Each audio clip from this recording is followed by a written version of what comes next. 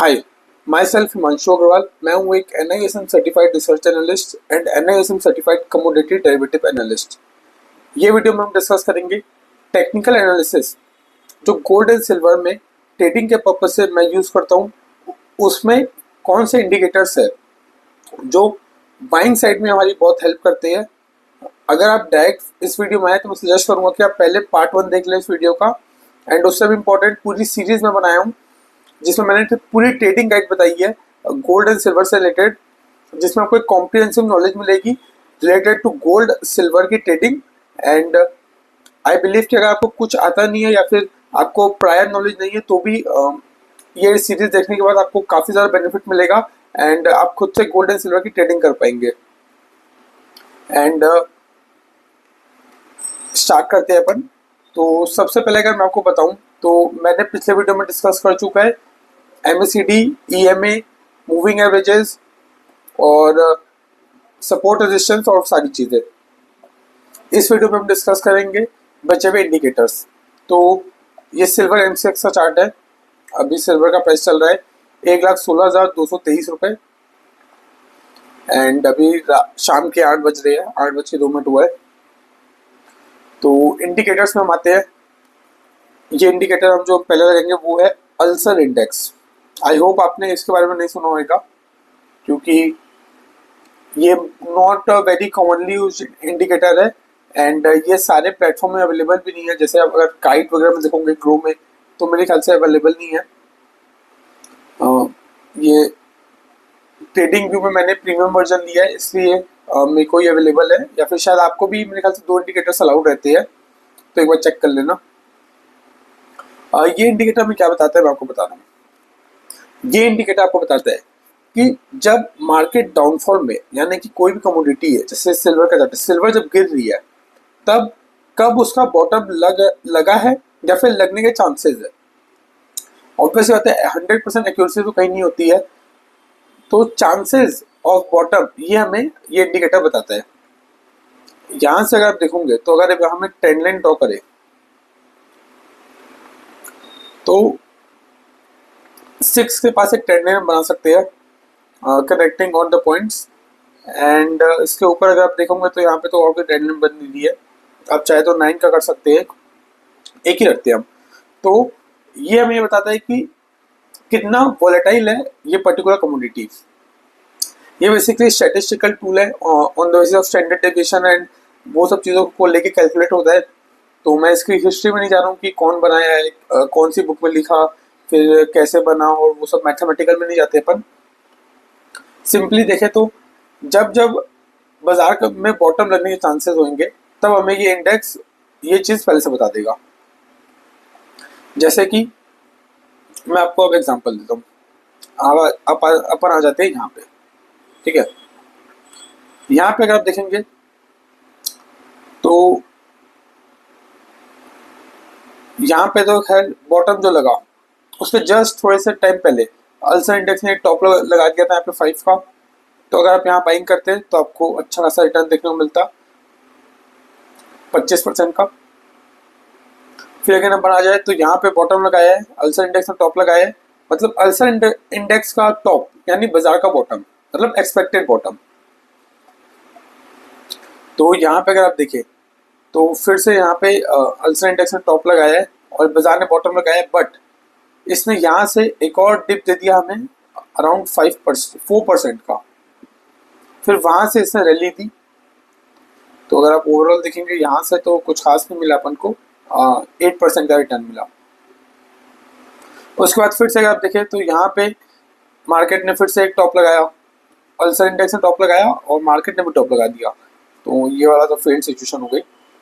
फिर यहाँ पे अगर आप देखेंगे तो बेसिकली कंसोलिडेशन जोन में था बहुत ज़्यादा मार्केट, तो इसलिए उतना अच्छा परफॉर्म नहीं दे पाया अल्सर इंडेक्स हमारा। वरना आप यहाँ कहीं पे देखेंगे, अरे इंडिकेटर आ गया, अगर आप यहाँ कहीं में देखेंगे तो इधर पे अगर आप देखेंगे तो यहाँ पे देखो एग्जैक्ट बॉटम के आसपास अल्सर इंडेक्स का टॉप लगा। यहाँ पे देखोगे तो यहाँ पे भी एक मतलब शॉर्ट टर्म बॉटम था। यहाँ पे अगर आप देखोगे यहाँ पे बॉटम था। तो अगर आप देखोगे तो अगर आपने यहाँ पे खरीद लिया होता जब यहाँ का बॉटम लगा होता 86 पे, पर उसके बाद गया है कितना 78। तो होता ही है कि मैंने आपको पहले ही बताया कि सिर्फ अल्सर इंडेक्स को छोड़ो, पूरा टेक्निकल एनालिसिस को भी छोड़ दो। हम जो एनालिसिस करते हैं वो पूरा combined technical analysis 6 indicators plus इसके साथ news, data, sentiment, geopolitical, demand, supply, सारी चीज़ों को कंसिडर करते हुए हम करते हैं। तो अगर हमने यहाँ पे भी बाइंग की होती, और जैसा कि मैं आपको पहले भी वीडियोस में बता चुका हूँ कि हम हमेशा बाय ऑन डिप्स करते हैं या फिर पोजिशनल बाइंग करते हैं, यानी कि अपनी जो साइजिंग है उसको लिमिट करते हैं। हम एक ही बार में पूरा अपना पैसा नहीं डालते। जैसे हम यहाँ पे अगर मान लो आपने एक अमाउंट कर ले लिया 25%, फिर आपने यहाँ फिर से 25% डाल दिया, 50% डाल दिया, depending on the sentiments, data, news, वो हम जब एनालिसिस करेंगे तब आपको और क्लियर लेवल पे समझ आएगा। और अगर हम बात करें तो यहाँ पे देखो ये अप्रैल का जो टैरिफ न्यूज वाला अनाउंसमेंट था उसका है। यहाँ पे इसने बॉटम लगाया 86,000 का। हालांकि अल्सर इंडेक्स ने इसके बाद टॉप लगाया, यहाँ पे तो इसका 6-7 का टॉप लग गया था, फिर बाद में जाके ये 8 तक भी गया। तो वही बात है कि हमें इंडेक्स को तो देखना ही है, अल्सर इंडेक्स को, बट थोड़ा सा खुद का एनालिसिस भी करना है। और जैसा कि मैंने आपको बताया स्ट्रेटेजी हमेशा बाय ऑन डिप्स की होती है। तो आपने यहाँ कहीं पे बाय कर भी लिया 94 में, तो भी आप 86 में फिर से भी बाय कर सकते हैं बचे हुए अमाउंट से। तो ये एक इंडेक्स है जो कि मेरे को लगता है काफ़ी ज़्यादा इंपॉर्टेंट है। ये इंडिकेटर बहुत ज़्यादा हेल्प होती है इससे। अगर मैं यहाँ पे एक EMA ऐड करूँ, इंडिकेटर्स के अंदर भी हम एक एडिशनल इंडिकेटर ऐड कर सकते हैं, तो मैं वो ऐड अगर करता हूँ EMA 21 मूविंग एवरेज, और सोर्स है अल्सर, एंड स्टाइल हम कर देते हैं इसको ब्लैक। तो आप ये भी कर सकते हैं कि जब जब ये ग्रीन लाइन जो है वो ब्लैक लाइन को इंटरसेप्ट करेगी तब आप एक बाइंग पोजीशन बना सकते हैं। इससे आपका रिस्क मिनिमाइज हो जाएगा, बट आपको हो सकता है कभी कभार बॉटम में नहीं, थोड़ा सा बॉटम से ऊपर बाय करना पड़े, बट इसमें फिर आपका रिस्क और कम हो जाएगा। तो मैं तो ऐसे डायरेक्ट अल्सर इंडेक्स यूज़ करता हूँ। ये जो है मैं टॉपअप के लिए यूज़ करता हूँ। जैसे कि मान लो मैंने कुछ अमाउंट बाय कर लिया, फिर ऑब्वियस आता है फिर से हमें बाय करना है, तो जब ये यहाँ पे एक इंटरसेप्शन हुआ तो हम उसमें एडिशनल अमाउंट भी डाल सकते हैं। तो ये था अल्सर इंडेक्स। एंड नेक्स्ट हम बात करेंगे MFI। MFI होता है मनी फ्लो इंडेक्स। ये जो है वो ट्रेंड, मोमेंटम और जो वॉल्यूम है उसके बेसिस में अपना चार्ट बनाता है। मैं इसको हटा रहा हूँ अल्सर इंडेक्स को, रिमूव। तो MFI की अगर हम बात करें तो 1 सेकंड, रिमूव हो गया, राइट। तो इसको हम कलर ब्लैक कर देते हैं।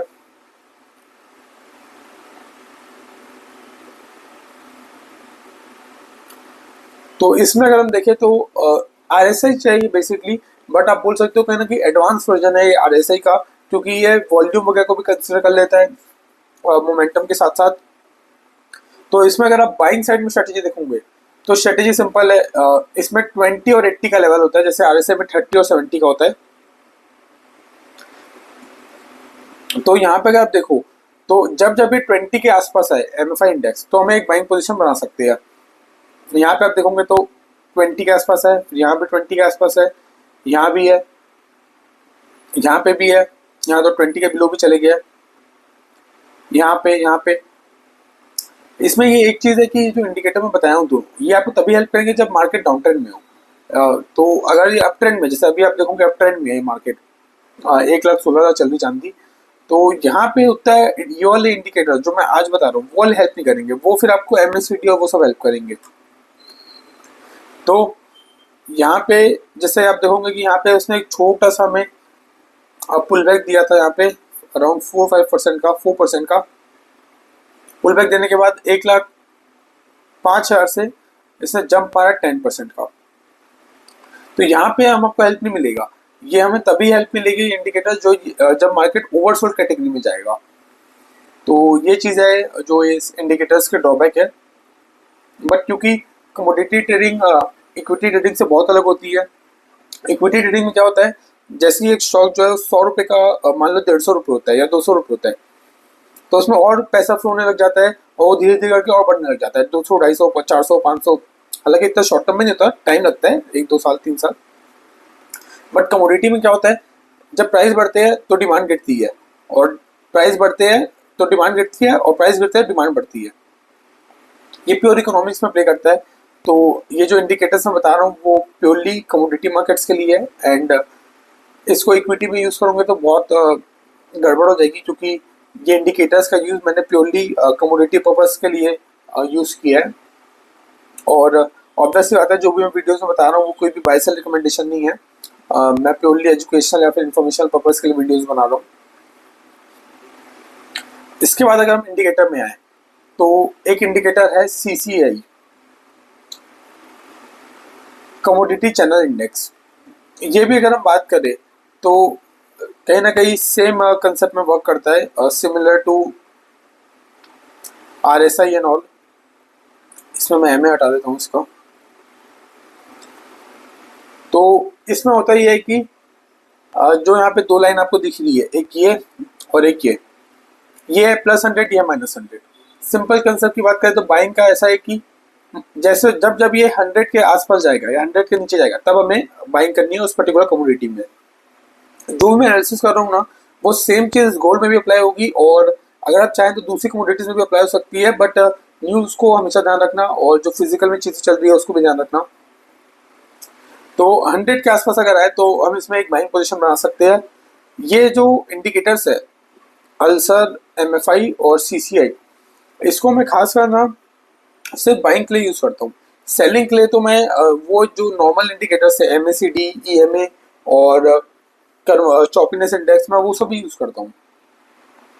तो बाइंग साइड से अगर आप देखोगे तो जब हम एक अच्छी अपॉर्चुनिटी बोलते हैं, जब हम बड़ा पैसा डाल सकते हैं, तो वो आइडेंटिफाई करने के लिए मैं ये इंडिकेटर्स यूज करता हूँ। इसके बाद एक इचिमोको क्लाउड करके भी है, जो कि मेरे को तो उतना यूजफुल नहीं लगता है पर्सनली। अगर आप देखोगे तो आप ये देख सकते हो उसमें बस कि इसका ट्रेंड पॉजिटिव है, तो आपको अपनी पोजीशन होल्ड कर सकते हो, आपको सेल करने की जल्दी नहीं करनी चाहिए। यहाँ से मैं उसकी सारी लाइन्स हटा दी है मैंने, जो भी इसकी लाइन्स थी यहाँ पे, एंड इसका जो बैकग्राउंड है उसको मैंने थोड़ा सा बोल्ड कर दिया है, ओपेसिटी बढ़ा दिया है। यहाँ अगर आप देखेंगे तो इचिमोको क्लाउड का सिंपल ये है कि जब कैंडलस्टिक इसके ऊपर है इसका मतलब अप ट्रेंड में है, इसके नीचे है मतलब डाउन ट्रेंड में है। जब इसके अंदर है, जैसे कि यहाँ पे जब जब इसके अंदर है तो इसका मतलब है कि ट्रेंड अनक्लियर है, अभी कंसोलिडेशन टाइप का जोन है। अगर आप यहाँ देखोगे तो इचिमोको क्लाउड हमें क्लियरली बोल रहा है कि यहाँ से हमें कोई सेल साइड स्ट्रेटेजी नहीं लेनी है, मतलब अपनी बाइंग को कंटिन्यू रखना है। यहाँ से सिल्वर ने एक जंप दिखाया 20% का, एंड अभी तक इचिमोको क्लाउड के ऊपर ही सस्टेन कर रहा है, ऊपर क्या काफ़ी ऊपर है। तो इस समय पता चलता है कि मोमेंटम कितना स्ट्रॉन्ग है अभी सिल्वर में। तो यहाँ से हमें शॉर्ट साइड पोजीशन तो बिल्कुल नहीं बनानी चाहिए। मार्केट ऐसे तो रिवर्स कर सकता है, 1,05,000 का लेवल आना कोई मेरे को बहुत बड़ी बात नहीं लगती चांदी के लिए। पर अभी जो है ये सेंटीमेंट काफ़ी पॉजिटिव लग रही है। आप देखोगे तो न्यूज़ वगैरह, अब न्यूज़ खोल लो, यूट्यूब खोल लो, ग्लोबल मीडिया खोल लो, हर तरफ सिल्वर की बातें होती है। कोई इंटरनेशनल में तो अलग ही लेवल चल रहा है। $50, $60 तो छोड़ो, उन लोग $100, $1000 की बात कर रहे हैं। अगर आप नेशनल लेवल की बात करें, इंडियन लेवल पे, तो $50 के टारगेट्स काफ़ी सारे फर्म्स ने दिए हैं। और MCX में बात करें तो 1,30,000 के लेवल्स कई लोग बोल रहे हैं कि दिवाली तक आ सकता है, 1,25,000, 30,000। जिस हिसाब से मोमेंटम चल रहा है अभी, तो अगर मतलब 1,18,000 के ऊपर वीकली क्लोजिंग दे देता है तो हो सकता है कि हम इसके ऊपर भी 1,20,000 तक का मूव देख पाए। पर मैं तो अभी कोई बाइंग नहीं कर रहा हूँ सिल्वर में, क्योंकि मैं इंटरडे करता नहीं हूँ, एंड एकदम शॉर्ट पोजीशन मेरे को बनाना, मतलब एकदम शॉर्ट टर्म के लिए जमता नहीं है। जैसे 1,16,000 चल रहा है तो मेरे को तो कहीं ना कहीं ये ओवरबॉट सिचुएशन में लग रही है, तो मैं अभी वेट ऑन वॉच मोड में हूँ इस मार्केट में। तो ये चीज़ है अभी। तो जो भी मैंने इंडिकेटर्स आपको बताए, आई होप आपने अच्छी से उसको समझा होगा।